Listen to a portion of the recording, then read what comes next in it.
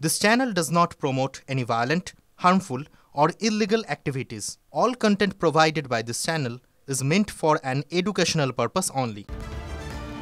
আরো এক জেলায় ট্যাব কেলেঙ্কারিতে বিহার যোগ পাওয়া যাচ্ছে। এবার ট্যাব কেলেঙ্কারিতে বিহার যোগ। দক্ষিণ 24 পরগনা তরুণের স্বপ্ন প্রকল্পে রাজ্য সরকারের দেওয়া একাদশ ও দ্বাদশের পড়ুয়াদের ট্যাবের টাকা নিয়ে বিস্তর গড়মিলের অভিযোগ এবার দক্ষিণ 24 পরগনা জুড়ে।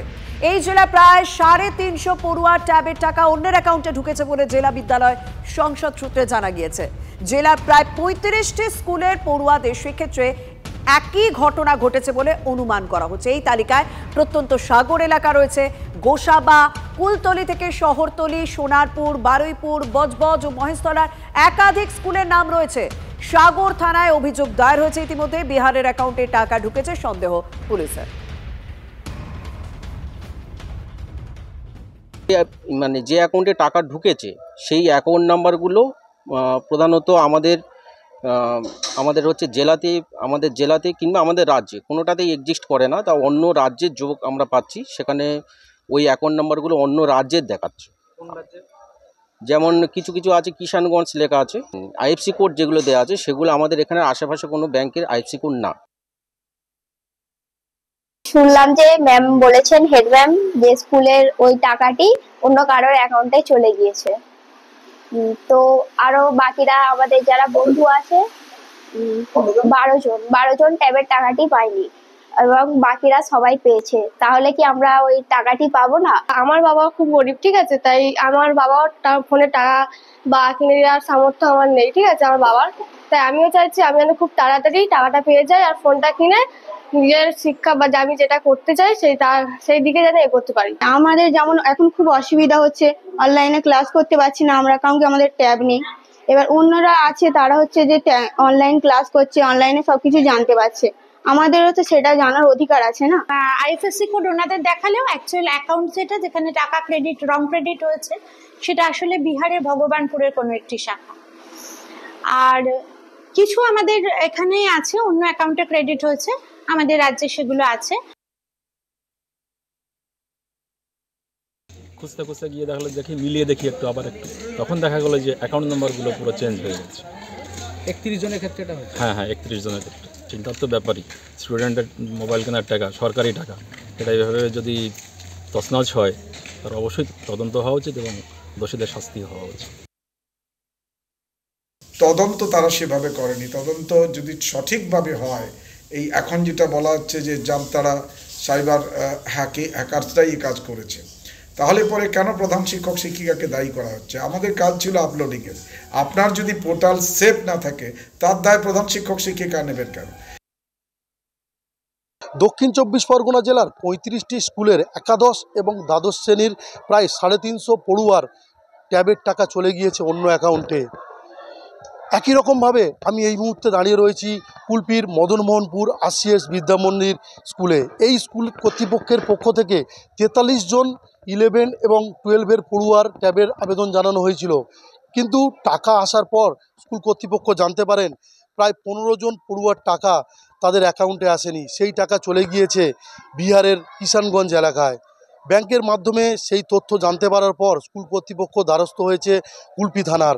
এছাড়াও শিক্ষা দপ্তরে অভিযোগ জানিয়েছে। হতাশ টাকা না পাওয়া ছাত্রছাত্রীরা। স্কুল কর্তৃপক্ষ চাইছেন তদন্ত হয়ে এই টাকা ফিরে পাক ছাত্রছাত্রীরা।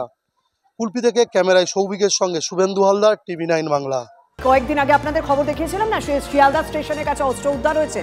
সেই অস্ত্র উদ্ধারের ঘটনায় যখন কলকাতা পুলিশের এসটিএফ তদন্তে নামে, কোথাও একটা মুঙ্গেরের সঙ্গে যোগ খুঁজে পায়। কারণ কলকাতা এসটিএফ এবং বিহার এসটিএফ এর অভিযানে বিহারের মুঙ্গেরে অস্ত্র কারখানার হদিশ মিলল। মুঙ্গেরের তারাপুরে বাড়ির নিচে চেম্বার রয়েছে, সেই চেম্বার থেকে অস্ত্র উদ্ধার হলো। খাবারের প্লেট তৈরির আড়ালে অস্ত্রের কারবার। অভিযানে বিপুল পরিমাণ আগ্নেয়াস্ত্র এবং সরঞ্জাম উদ্ধার হয়েছে। বাড়ির মালিক মোরাজির হোসেন সহ 2 জনকে গ্রেপ্তার করা হয়।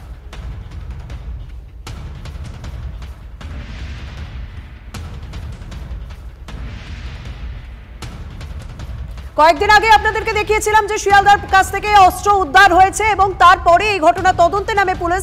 তারপর কলকাতা পুলিশের এসটিএফ বিহারের সঙ্গে যোগ পায়, বিহারের মুঙ্গেরের সঙ্গে যোগ পায়। তারা মুঙ্গেরে পৌঁছয়, তখন বিহার এসটিএফ কে সঙ্গে নিয়ে তারা বিহার থেকে মুঙ্গেরে অস্ত্র কারখানার হদিশ মেলে।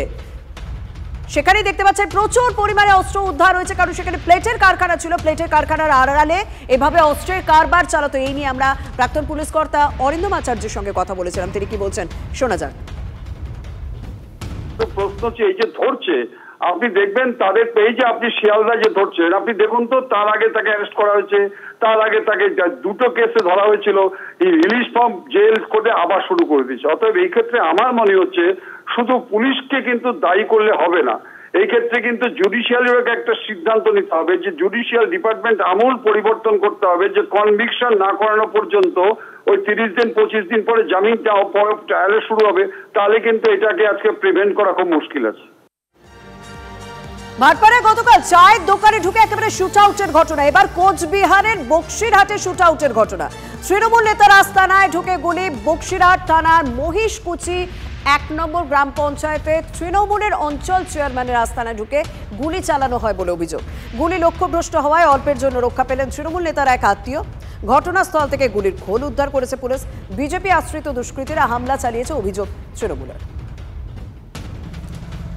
বিজেপি আশ্রিত দুষ্কৃতীরা, আমি যেই ঘরে থাকি সেই ঘরের দরজা শাবল দিয়ে ভেঙে, এবং আমাকে ভেবে আমার ভাগনা সারাক্ষণ আমার সাথে থাকে প্রদীপ গোপ, তাকে আমাকে ভেবে ওকে প্রাণে মারার জন্য 1 রাউন্ড গুলি করে। সে কোনো ক্রমে প্রাণে বেঁচে যায়, জানলা দিয়ে পালিয়ে যায়।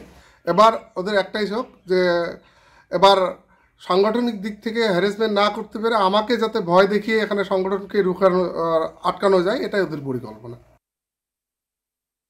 এখানে যখন বিজেপিরা এখানে গণতান্ত্রিক প্রক্রিয়াকরণের মধ্য দিয়ে যখন তারা জয়লাভ করতে পারছে না, তো স্বাভাবিক কারণে তারা পরিকল্পনা মাফিক আমাদের নেতৃত্বের উপর এইভাবে আক্রমণ করা হচ্ছে। তো পুলিশের কাছে দ্বারস্থ হচ্ছি। মিথ্যা অভিযোগ, বিজেপির এরকম কোনো বিষয় নেই যে কারো উপর গুলি চালিয়ে সেখানে বিজেপি সংগঠন করবে। এটা সম্পূর্ণ তৃণমূলের গোষ্ঠীদ্বন্দ্ব। নিজেরাই গুলি চালিয়ে সেখানে এলাকা উত্তপ্ত করার চেষ্টা করছে এবং পুরনো শত্রুতার কারণে নিরীহ কিছু লোককে বিজেপির নাম দিয়ে ফাঁসানোর চেষ্টা করছে।